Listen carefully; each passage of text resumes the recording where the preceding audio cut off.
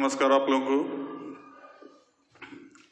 तो हम लोग पीछे वाले क्लास में देख रहे थे कोलॉइडल सॉल्यूशन का कैरेक्टर, जिसमें गोल्ड नंबर तक जितना भी टॉपिक था वो सारा कैरेक्टर हम लोग देख लिए। अब हम लोग को देखना है उसी से रिलेटेड एक दो क्लास चलेगा, जिसमें कि एक टॉपिक हम लोग को देखना है इमल्सन या पायस, और फिर उसके बाद एप्लीकेशन देखना है कोलॉइडल सॉल्यूशन का। तो स्टार्ट करते हैं हम लोग, पहले इमल्सन पर चलते हैं।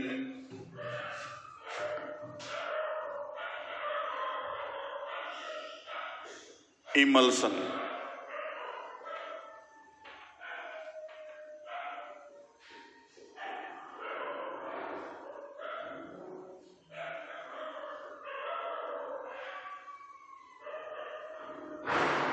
इमल्सन किसको कहते हैं? तो कहता है that type of colloidal solution ही है, कोलॉइडल सॉल्यूशन in which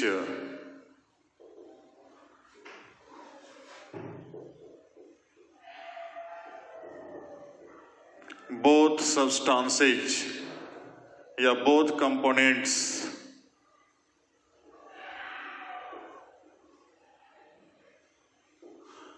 बोले तो both component मतलब एक हो गया डिस्पर्सन मीडियम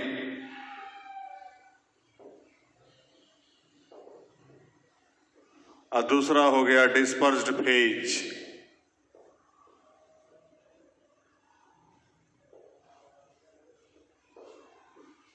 और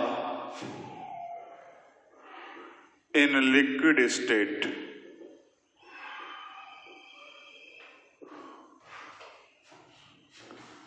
is called emulsion.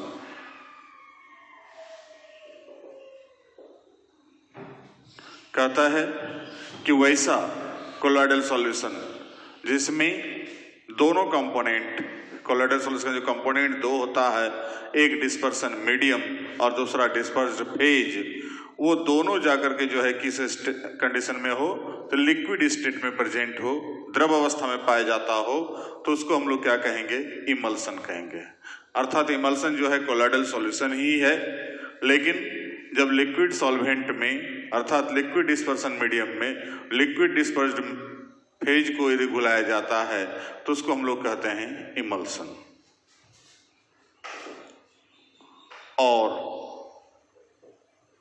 When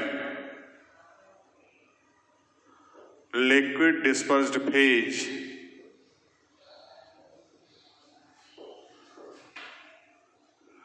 is dissolved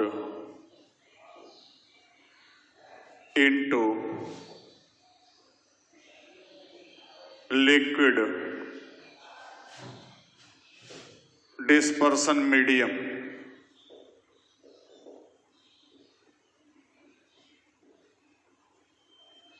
then formed colloidal solution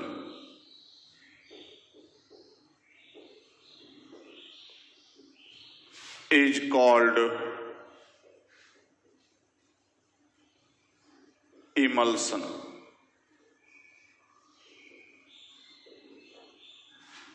कि जब लिक्विड डिस्पर्सन मीडियम में लिक्विड डिस्पर्स्ड फेज को घुलाया जाता है, तब जो कोलॉइडल सॉल्यूशन प्राप्त होगा, उस कोलॉइडल सॉल्यूशन को हम लोग क्या कहेंगे? इमल्सन कहेंगे। हिंदी में बोलते हैं उसको पायस। लिखिए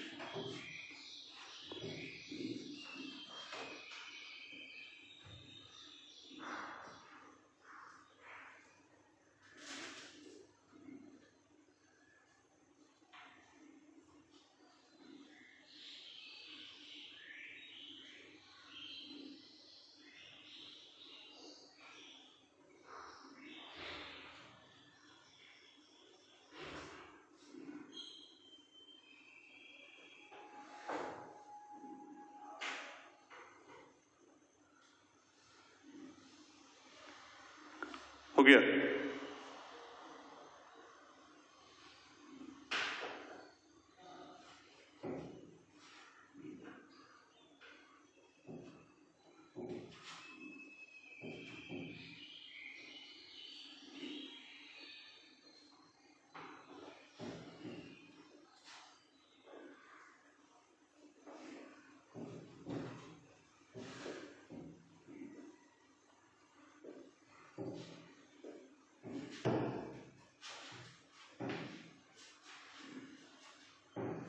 तो ये तो था इमल्सन का परिभाषा,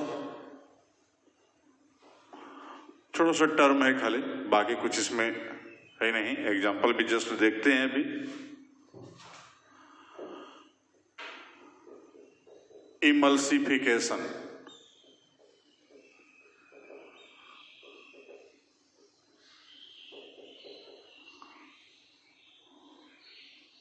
that method by which emulsion can be prepared with the help of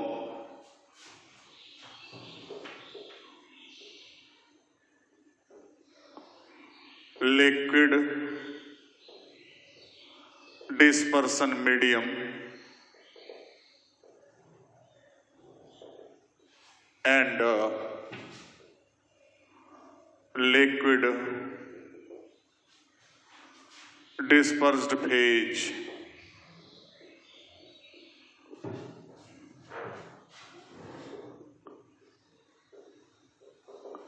is called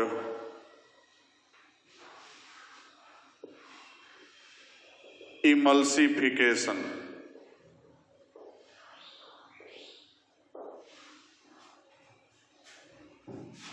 तो कहता है कि वह विधि जिसके द्वारा इमल्सन तैयार किया जाता है, जिस तरीके से हम लोग इमल्सन तैयार करते हैं, पायस तैयार करते हैं, उस विधि को कहते हैं हम लोग इमल्सिफिकेशन। मतलब पायसीकरण, पायस बनाने की विधि, लिक्विड डिस्पर्सन मीडियम और लिक्विड डिस्पर्स्ड फेज को दोनों को मिला करके, दोनों को घुला करके आपस में इमल्सन बनाने का जो प्रोसेस है, उस प्रोसेस को हम लोग कह रहे हैं इमल्सिफिकेशन।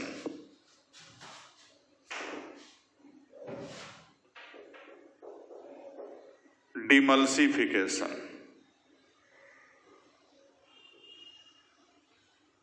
पहले यहां पर हम लोग कह सकते हैं that is liquid dispersion medium plus liquid dispersed phase equal to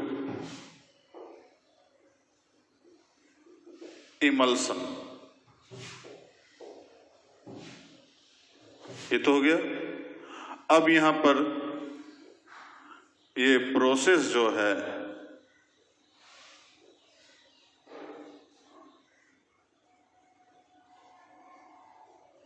of formation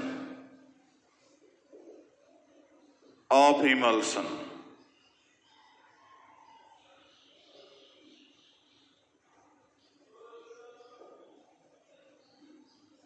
इसको कहते हैं इमल्सिफिकेशन। ठीक है कि liquid dispersion medium, liquid dispersed phase को जब बनाते हैं तो क्या बनता है, इमल्सन। जो भी कोलाइडल सॉल्यूशन बनेगा उसको इमल्सन कहेंगे, और इसको बनाने की प्रक्रिया क्या कहेंगे हम लोग, इमल्सिफिकेशन।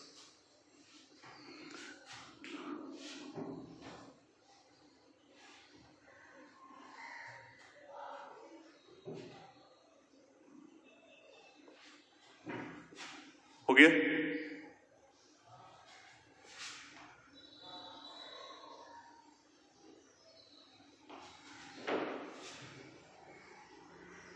अब इसका अपोजिट है डिमल्सिफिकेशन।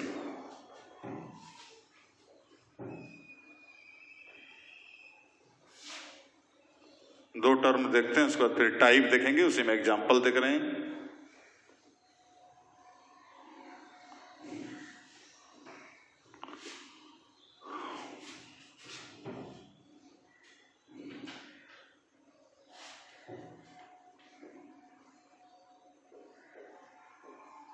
Demulsification,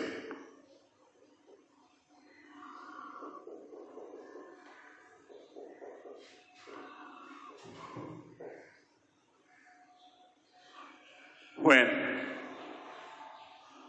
components of any emulsion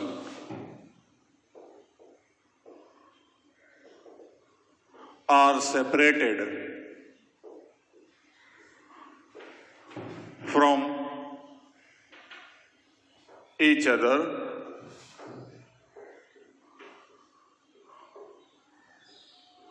then this phenomenon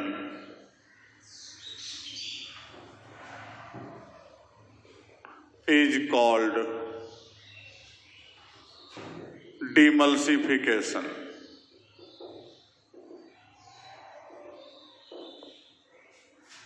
That is, emulsion है। अब इमल्सन को हम लोग लिक्विड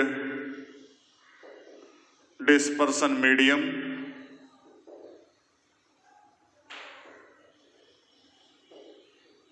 प्लस लिक्विड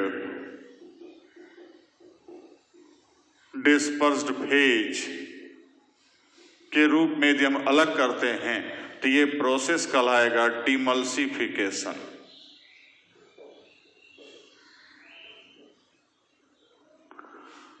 मतलब इमल्सिफिकेशन का उल्टा डिमल्सिफिकेशन, अर्थात इमल्सिफिकेशन में बनना है, अर्थात हम लोग कह सकते हैं formation of emulsion is called emulsification और decomposition of emulsion is called demulsification. जब डिकम्पोजिशन हो रहा है, विघटन हो रहा है, उसका सारा कंपोनेंट को हम लोग एक दूसरे से अलग कर रहे हैं, तब वो प्रोसेस कहलाएगा डिमल्सिफिकेशन। लिखिए,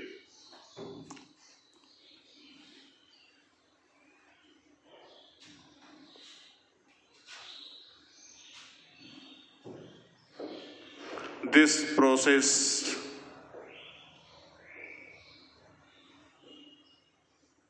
या this phenomenon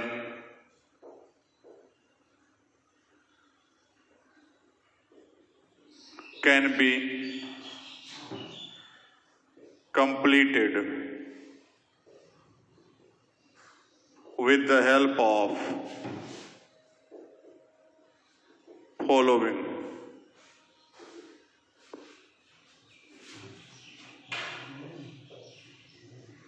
two methods। एक है by cooling,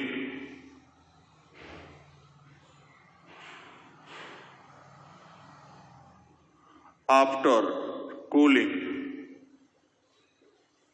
of emulsion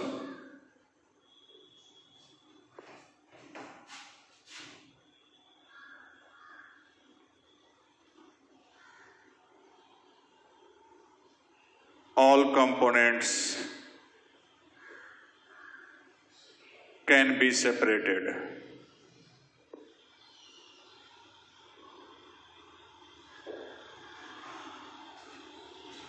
यदि ठंडा करते हैं कोई भी इमल्सन को तो उससे जाके उसका कंपोनेंट सेपरेट किया जा सकता है।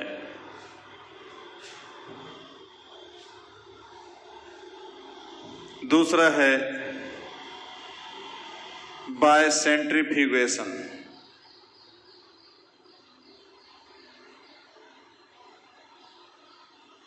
Due to applying centrifugal force in any emulsion, its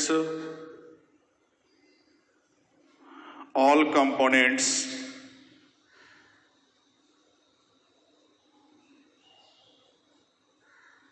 can be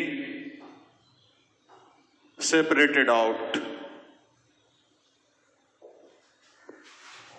तो सेंट्रीफ्यूगल फोर्स उत्पन्न करके भी, जैसे आप दूध से मक्खन निकालते हैं तो या क्रीम निकलता है तो सेंट्रीफ्यूगल फोर्स लेकर उसको घुमाते हैं, जो मशीन रहता है, या पहले भी पुराने जमाने में जो घाटा जाता था दूध को तो उससे मक्खन निकलता था, तो वो जाकर के जो मक्खन या क्रीम को जो अलग करने की प्रक्रिया है वो प्रोसेस क्या है? सेंट्रीफ्यूगेशन है। और उस सेंट्रीफ्यूगेशन के द्वारा हम उसको सेपरेट कर सकते हैं। तो ये दो प्रमुख तरीका है डिमल्सिफिकेशन का, एक कूलिंग करके ठंडा करके, और दूसरा जाकर के जो है कि सेंट्रीफ्यूगल फोर्स लगा करके। लिख लीजिए इसको।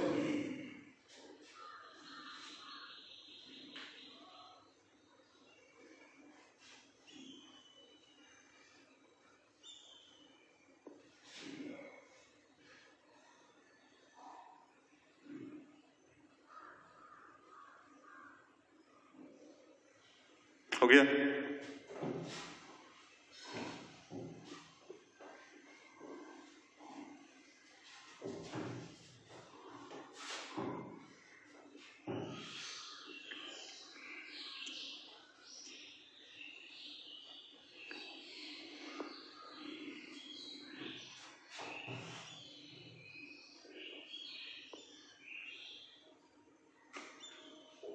Note. Sometimes after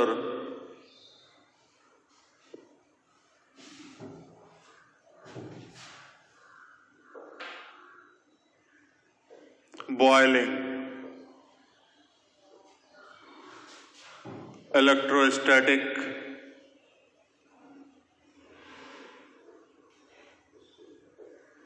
separation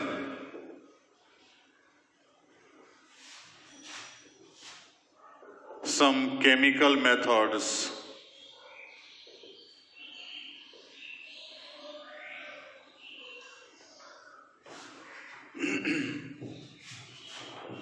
filtration etc. also can be used. It also can be applied for डिमल्सिफिकेशन। तो डिमल्सिफिकेशन के लिए ये सब का भी उपयोग कर सकते हैं। तो खैर जो भी हो, मेन हमको यहाँ पर हो गया कूलिंग और सेंट्रीफ्यूगेशन। कभी कभी बॉयल करके भी या इलेक्ट्रोस्टैटिक सेपरेशन मेथड लगाते हैं, या जाके कुछ केमिकल मेथड लगता है, और कुछ कभी कभी फिल्ट्रेशन माने उसको फिल्ट्रेट करके भी सेपरेट किया जा सकता है।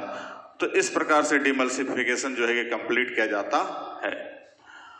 अब एक टर्म और है इसमें,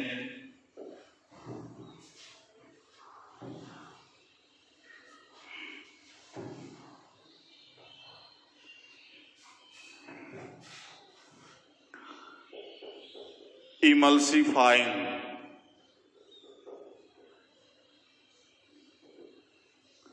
agent.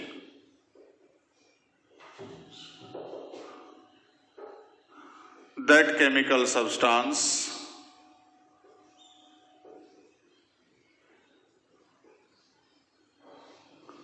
which is used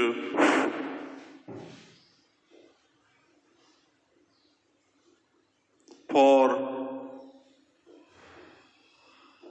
stabilization, या हम लोग कह सकते हैं for preparation of a stable emulsion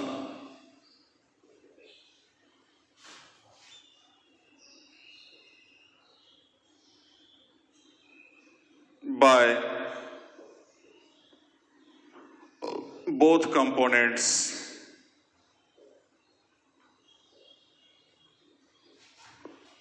is called emulsifying agent.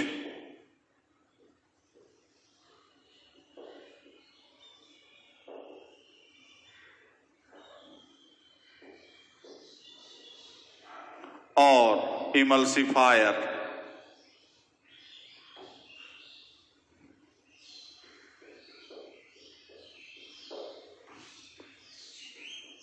कहता है कि हम लोग ये तो जान गए कि लिक्विड डिस्पर्सन मीडियम और लिक्विड डिस्पर्स्ड फेज को मिलाएंगे तो जो कोलॉइडल सॉल्यूशन प्राप्त होगा उसको हम लोग कहते हैं इमल्सन। तो इमल्सन बनेगा, लेकिन कहता है कभी कभी कुछ वैसे पदार्थ की उपस्थिति में बनता है जो एक स्टेबल सॉल्यूशन बनाने में मदद करे उसको। दोनों को के अलावा कोई ऐसा पदार्थ हम यूज करते हैं जिसमें जाकर के जो क्या आकर के पहुंच के क्या करता है कि उसको स्टेबल कोलोइडल सॉल्यूशन बनाएगा, इमल्सन का निर्माण कराएगा। तो वैसे पदार्थ को हम लोग कहेंगे इमल्सिफाइंग एजेंट या इमल्सिफायर। जैसे आप जानते हैं कि फैट मतलब वसा तेलीय पदार्थ होता है, पानी को आप देख ही रहे हैं, तो दोनों आपस में घुलनशील उतना नहीं है, लेकिन उस दोनों को मिलाकर के जो दूध का निर्माण, दूध में फैट भी है वाटर भी है, अब फिर भी दोनों घुला हुआ है, तो उसके लिए एक तीसरा चीज वहां प्रेजेंट है कैसिन प्रोटीन, जो इमल्सिफायर के रूप में वहां पर यूज होता है। अर्थात उसके उपस्थिति में दोनों जाकर के जो है क्या है वहां पर एक दूसरे से घुला मिला है। तो हम लोग यहां पर कह सकते हैं एग्जाम्पल के लिए, सिंस फैट या fatty substance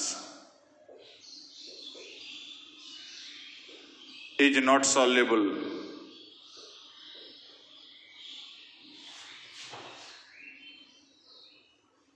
with each other, but in milk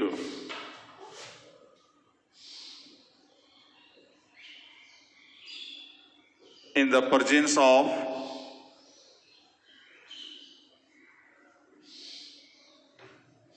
casein protein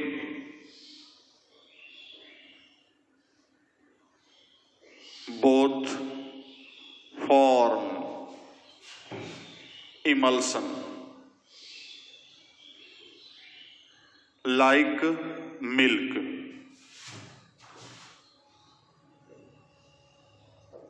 So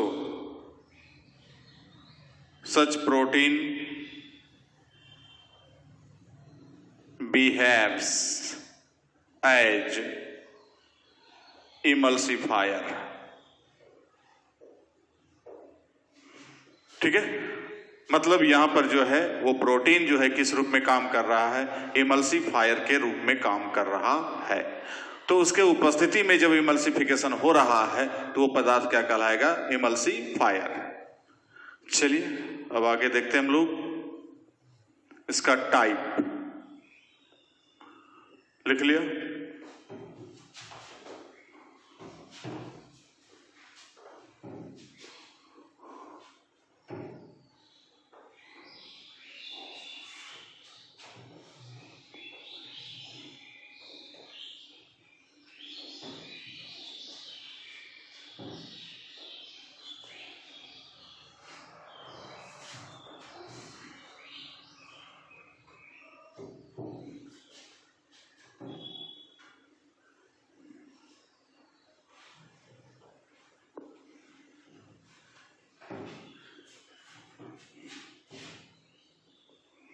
types of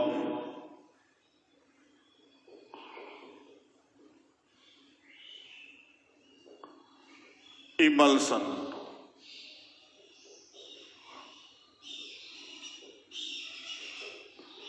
It has two types.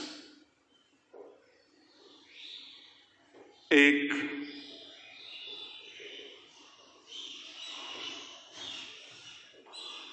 while in water type emulsion, अर्थात O/W type. When fatty or oily substance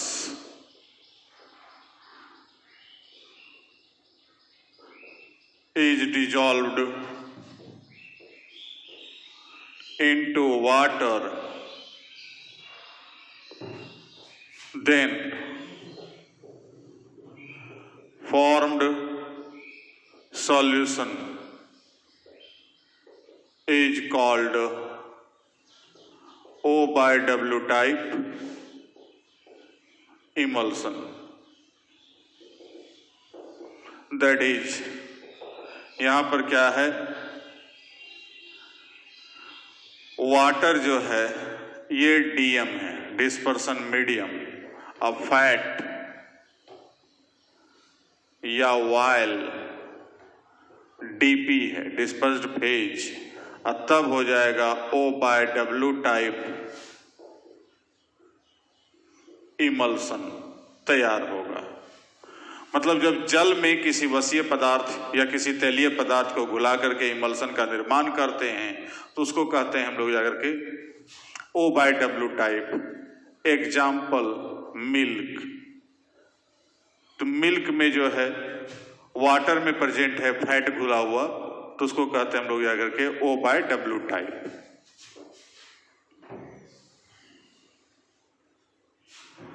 इसके अलावा vanishing cream,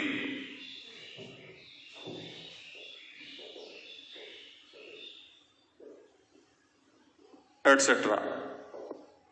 अब दूसरा है water in wild type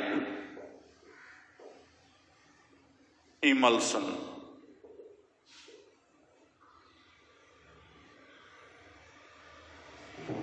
अर्थात W/O type. तो हम लोग कह सकते हैं कि सेम वही चीज खाली हमको, when water is dissolved into any fat or oil, then formed solution is called W/O type emulsion। That is, यहां पर क्या होगा कि ऑयल और फैट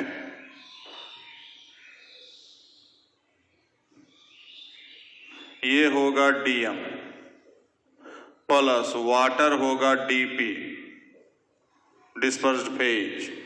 और तब जो सॉल्यूशन बनेगा W/O टाइप इमल्सन बनेगा। एग्जाम्पल के लिए बटर। बटर में क्या है, फैट ज्यादा है, पानी बहुत कम उसमें घुला हुआ है। चीज, पनीर, वहां भी वही है, एटसेट्रा।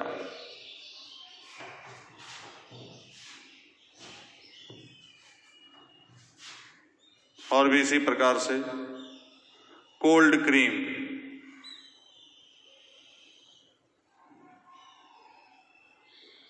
कोड लिवर ऑयल, ये सब आ गया इसमें। तो ये था दो टाइप, एक O/W टाइप, दूसरा W/O टाइप। बस अंतर खाली दोनों में है, एक दूसरे का डिफरेंस है, अल अपोजिट है। एक में वाटर डीपी है तो दूसरे में जो है कि फैट डीपी है। तो इस प्रकार का जाकर के जो भी सॉल्यूशन होगा, दोनों इमल्सन ही है लेकिन दोनों में थोड़ा सा टाइप चेंजिंग हो गया।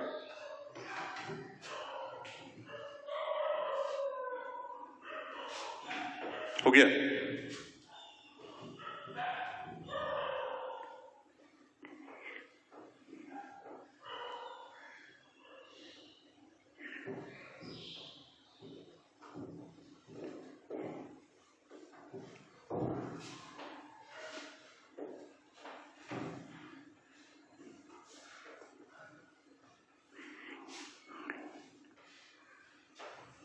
अब दोनों में डिफरेंस,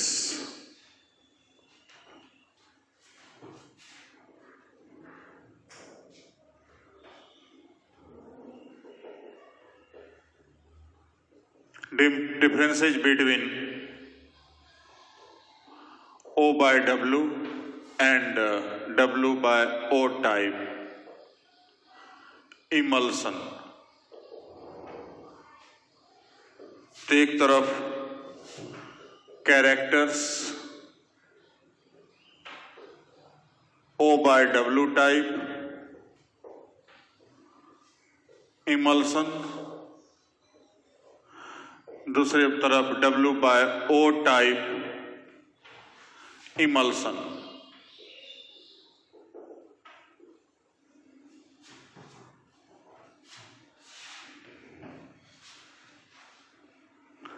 पहला कैरेक्टर है इलेक्ट्रिकल कंडक्टिविटी।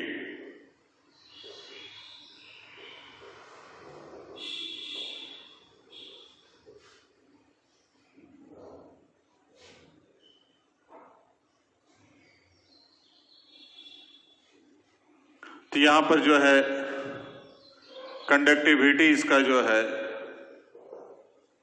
हाई है और इसका कंडक्टिविटी क्या होगा, लो होगा। मतलब विद्युत धारा प्रवाहित करते हैं तो इसमें अधिक प्रवाहित होगा, उसमें क्या होगा, कम प्रवाहित होगा। दूसरा विस्कोसिटी, श्यानता,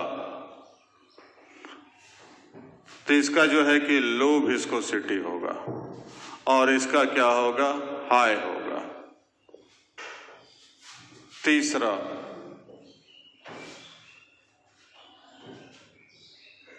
die test,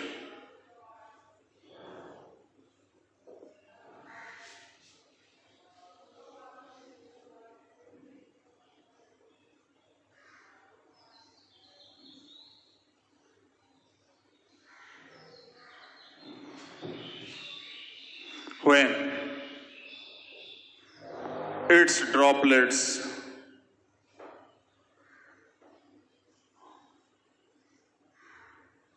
are added on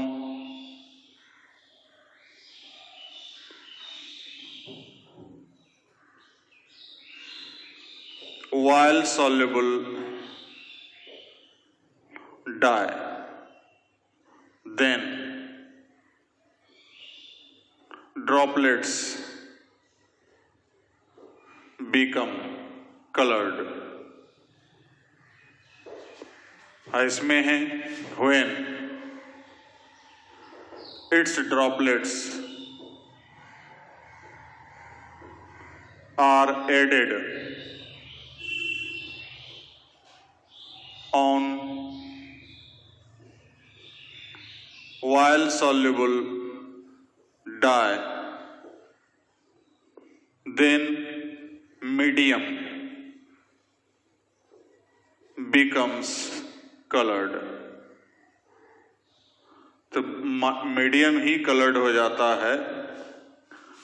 इसका ये नेचर है, इसका नेचर है कि इसमें ड्रॉपलेट कलर्ड होगा और इसमें जो है कि जिस मीडियम में डालते हैं वही कलरफुल हो जाएगा।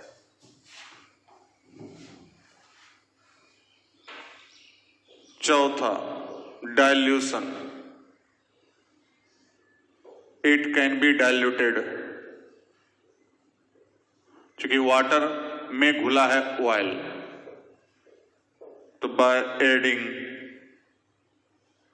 वाटर, जल डालेंगे तब ये जाकर के डाइल्यूट होगा। इसमें उल्टा हो जाएगा, it can be diluted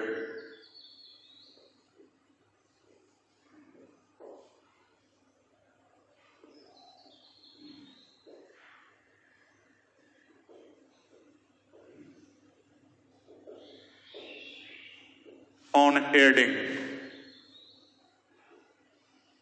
while. कोई तेलीय पदार्थ डालेंगे तब ये पतला घोल बनाएगा। तो ये है इसका डिफरेंसेज। तो अंतर पूछता है तो अंतर बताएंगे कि दोनों में क्या डिफरेंस है। अब उसके बाद हम लोग आगे चलते हैं इसका एप्लीकेशन पर।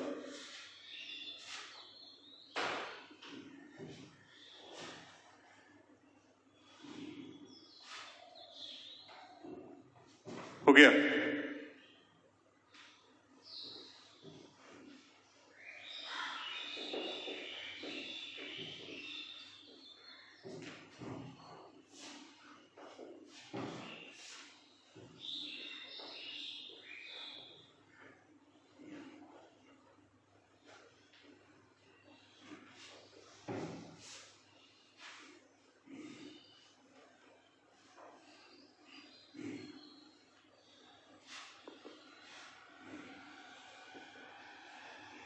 तो आगे हम लोग देखते हैं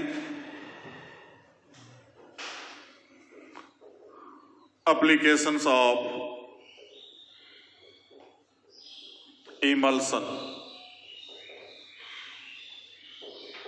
It can be applied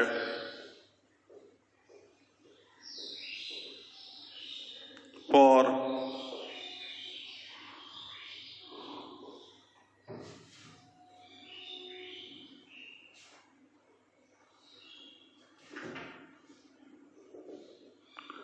the cleansing action of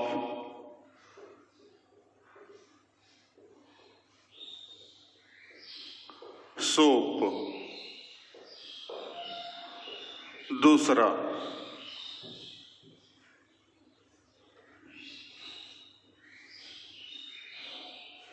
different types of preparation of different types of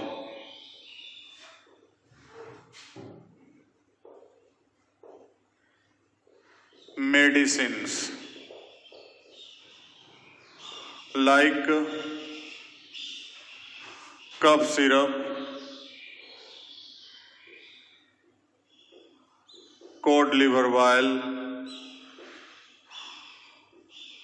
etc. तो कुछ मेडिसिन के निर्माण में इसका यूज होता है। तीसरा,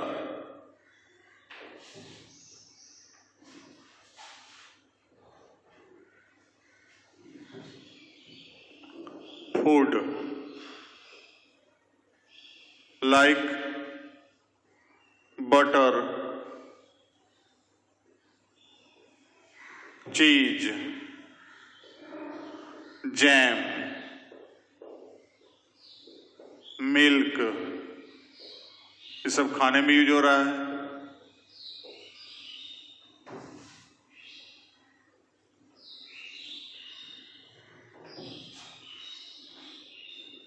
एज disinfectant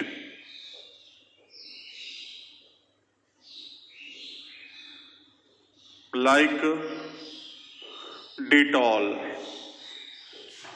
Lysol, etc. तो डिसइंफेक्टेंट के रूप में, इसके अलावा खाने पीने के रूप में, मेडिसिन के रूप में, सोप में जो है क्लींजिंग एजेंट के रूप में इस्तेमाल किया जाता है इमल्सन का।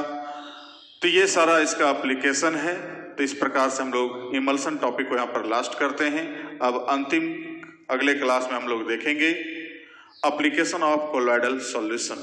तब तक के लिए थैंक यू।